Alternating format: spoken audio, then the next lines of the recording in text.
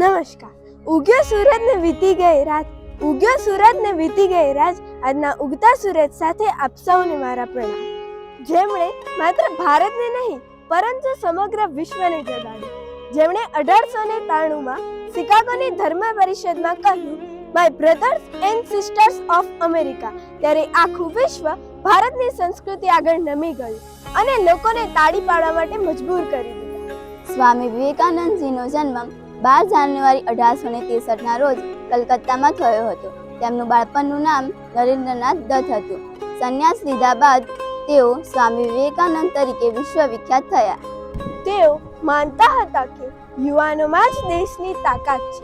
શિક્ષણ એ માત્ર નોકરી માટે નહીં પરંતુ જીવન ઘડતર માટે છે. સેવા જ સાચી સાધના છે. जितना कठिन संघर्ष होगा, जीत उतनी ही शानदार होगी. અંતમાં હું એટલું જ કહીશ કે વિશ્વને ભારતની ઓળખ આપનાર વિચાર સ્વામી વિવેકાનંદ છે યુગનો પ્રખર અવતાર.